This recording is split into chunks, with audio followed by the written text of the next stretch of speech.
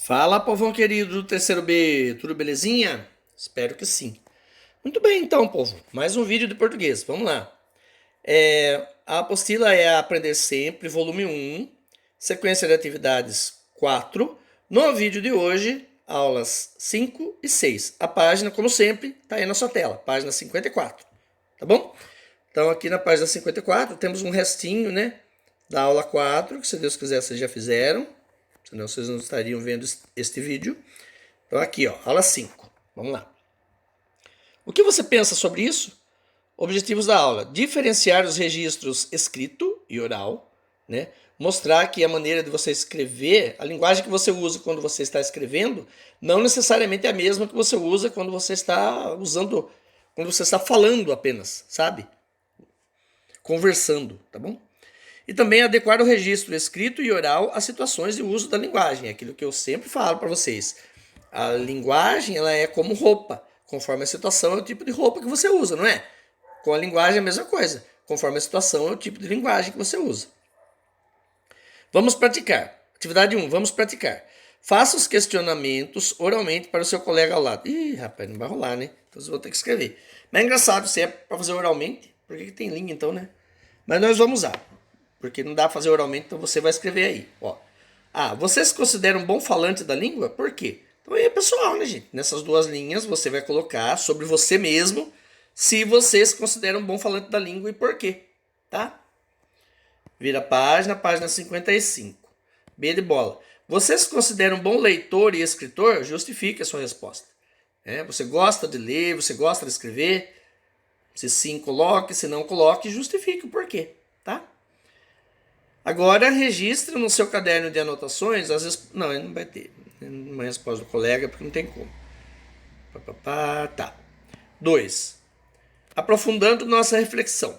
A. Considerando a variação linguística como cada um dos sistemas em que uma língua se diversifica em função da ação comunicativa, podemos dizer o que é certo e errado na fala? Deixa eu já cantar a bola aqui para vocês. Antigamente, quando eu era aluno, né? Quando eu estava aí sentadinho no lugar de vocês, apenas 30 anos atrás, né? Lá no comecinho da... Né, na verdade faz mais de 30 anos, né? No finalzinho da década de 80, eu fiz o colegial, né? O ensino médio hoje em dia, mas na época era colegial, nos anos de 88, 89 e 90, né? Então eu estava no terceiro colegial, no terceiro ano do ensino médio, em 1990, 31 anos atrás. Naquela época, quando eu estudava, os nossos professores e professoras, eles eram orientados a passar para nós nas aulas de português. Na verdade, eu só tive professor da área de português, nunca tive professor. Tive professor de matemática, tal, geografia, outras matérias. Mas de português, sempre foi professora. Engraçado, né? Mas enfim, elas eram orientadas, vamos deixar isso bem claro, não era culpa delas, mas elas eram orientadas de uma forma muito clara. Só existiam dois jeitos de você se expressar na língua portuguesa: o jeito certo e o jeito errado. Simples assim, né? Hoje em dia, a gente sabe que na verdade é o que eu acabei de falar para vocês. A linguagem é como se fosse uma roupa. Então, diminuir um pouco essa questão do certo ou errado. É aquilo que é adequado àquela determinada situação. Tá bom? Então, às vezes, o que é errado numa situação pode ser certo na outra, e vice-versa, né? Você não vai chegar para uma autoridade, tipo o prefeito ou um delegado de polícia, e falar como você fala com seus amigos. Então, naquele momento, se você fizer isso, está sendo inadequado aquele tipo de se expressar. Entendeu? Da mesma forma que você não vai chegar para os seus amigos, para os seus parças, e falar: ilustríssimos colegas, gostaria de compartilhar com vocês algo que se sucedeu na minha vida no dia de hoje. Né, gente? Fica esquisito pra caramba. Então, sabe, é errado para aquela situação, ou melhor dizendo, é inadequado, tá? Então aproveitem isso que eu acabei de falar para responder essa questão 2A aí. Então, hoje em dia não existe tanto assim forte essa coisa do certo e do errado. Existe o adequado e inadequado para aquela determinada situação, tá bom? B de bola. E na escrita, o que pode e o que não pode em relação às variantes linguísticas? Na escrita o negócio é mais rígido um pouquinho, vamos dizer assim, né? Quando você vai fazer uma redação, por exemplo, você tem que usar a linguagem formal. Não dá para escrever como se você estivesse conversando, ou escrever usando emoji. Gente, vocês dão risada, né? Mas eu já recebi redação, que o aluno tá com um emoji no meio, ela desenhou um emojinho no meio lá. Então aí não rola, né, gente? Tudo tem limite nessa vida, né? C. Sabemos que todas as variedades constituem sistemas linguísticos adequados, olha lá o que eu falei, ó, às condições de comunicação dos falantes em determinados contextos e culturas. Né? Aqui, esse comecinho da C é a resposta da A, na verdade. Diante disso, podemos dizer que o julgamento negativo que é feito dos falantes em função da variedade linguística que utilizam se configura como um preconceito linguístico. Cite alguns exemplos de preconceito linguístico. Então, tem 3 linhas aí, ó. O que é o preconceito linguístico? Todos nós que somos daqui de Guaraí, se você foi para alguma outra cidade mais distante um pouco, sabe, saiu aqui da nossa região, foi para, sei lá, Sorocaba não conta, Piracicaba menos ainda, que os caras falam mais caipira que a gente ainda. Mas falando assim, sei lá, São Paulo, por exemplo, né? Quem já foi para São Paulo, quem é daqui de Guaraí e já foi para São Paulo, com toda certeza já sofreu preconceito linguístico. Porque o pessoal fala que a gente fala feio, que a gente fala errado, não é? Então coloque isso aí, por favor. Dedidado, qual a sua opinião sobre o preconceito linguístico? O que você acha disso? Você acha legal? Você acha que tem que pegar no pé mesmo? Você acha que você deve mudar o seu jeito de falar para agradar as pessoas? O que você acha? Enfim. Vira a página 56, aula 6. Defendendo a minha opinião. Objetivos da aula: ampliar a adequação do registro escrito e oral à situação comunicativa e também produzir textos de diferentes gêneros textuais de acordo com a intenção comunicativa. Vamos lá. 1. Hora da leitura. Sobre o preconceito linguístico, leia o fragmento a seguir.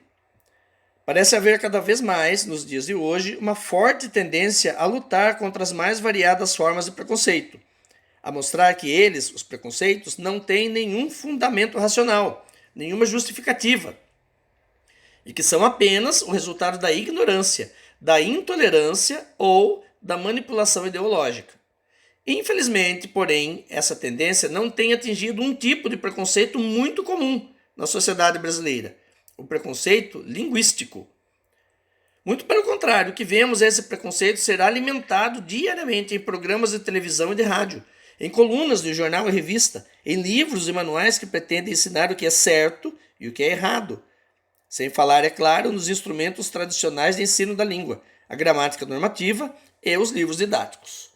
Com relação aos livros didáticos, gente, eu posso afirmar, como professor de português, que eles têm mudado muito, assim, em termos históricos, recente. Nos últimos 10 anos, se pegar um livro didático, sabe, de 2010 e um de agora de 2021, é muito diferente dessa maneira como é tratada essa questão da variedade linguística, tá? O preconceito linguístico está ligado, em boa medida, à confusão que foi criada entre língua e gramática normativa. Nossa tarefa mais urgente é desfazer essa confusão. Uma receita de bolo não é um bolo. O molde de um vestido não é um vestido. Um mapa mundi não é o mundo. Também a gramática não é a língua. A língua é um enorme iceberg flutuando no mar do tempo. Nossa, que metáfora chique. E a gramática normativa é a tentativa de descrever apenas uma parcela mais visível dele, a chamada norma culta. Interessante. 2. Agora é a sua vez. Sabendo que argumentar significa defender uma tese, uma opinião ou um ponto de vista sobre determinado fato, a partir de uma ação verbal, oral ou escrita, não entendi. Assim, verbal e oral, para mim, é a mesma coisa. Precisa colocar os dois aí, não, né? Enfim.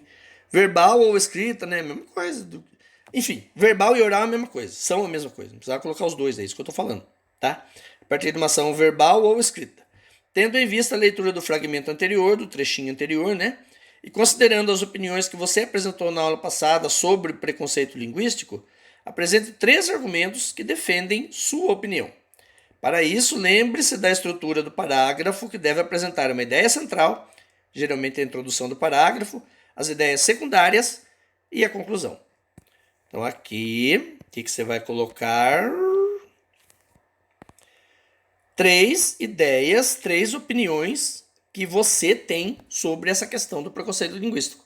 Tá? Argumento 1, argumento 2 e argumento 3. Você vai colocar 3 opiniões suas que você tem sobre essa questão do preconceito linguístico, tá? Ai, odeio quando isso acontece. Pronto. Aí, ó, página 57. 3. Autocorreção. Agora, a partir dos argumentos construídos, responda às questões a seguir para cada parágrafo. A. Qual é a ideia central? Só Deus sabe por que eles não colocaram linha na frente da A, né? Então coloca aí, por favor, e responda. B de bola. Quais são as ideias secundárias? Elas dialogam, elas conversam, elas têm a ver com a ideia central? C. Qual é a conclusão? D de dado. Adequei a linguagem à situação de comunicação? E. Utilizei elementos de coesão entre os períodos? O que são os elementos de coesão mesmo? Aquelas palavrinhas que a gente usa para ligar uma oração na outra. Mas, entretanto, contudo, tá bom? F. Fui coerente na progressão das ideias, ou seja, o meu texto fez sentido? Então, beleza, terceiro B. Acabou. Daí o próximo vídeo, aula 7 e 8, e encerramos o volume 1, se Deus quiser. Tá? Então, valeu, obrigado pela atenção e fiquem com Deus.